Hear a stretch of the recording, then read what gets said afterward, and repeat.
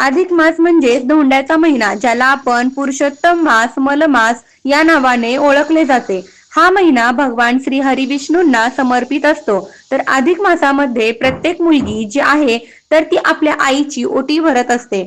तर ती का? आईच्या प्रती कृतज्ञता व्यक्त करण्यासाठी, जिने आपल्याला जन्म दिलेला आहे, तर तिच्याबद्दल प्रेम व्यक्त करण्यासाठी आईची ओटी मुलगी भरत असते. तर या अधिक मासामध्ये 2026 मध्ये प्रत्येक आईला आपल्या मुलीने ही एकच वस्तू द्यायची आहे.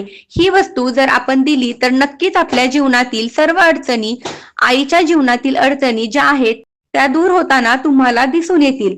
अधिक मास कधी चालू होणार आहे, आईला काय द्यावे, जोडवी कधी बदलावी, कोणत्या चुका टाळाव्या, याबद्दलची संपूर्ण माहिती जर तुम्हाला जाणून घ्यायची असेल तर याच व्हिडिओच्या खाली ज्या ठिकाणी तुम्हाला चॅनलचा लोगो दिसत आहे तिथे खाली एक छोटासा त्रिकोण आहे, त्या त्रिकोणवरती क्लिक करा. सर्व माहिती तुम्हाला मिळून जाईल. श्री स्वामी समर्थ.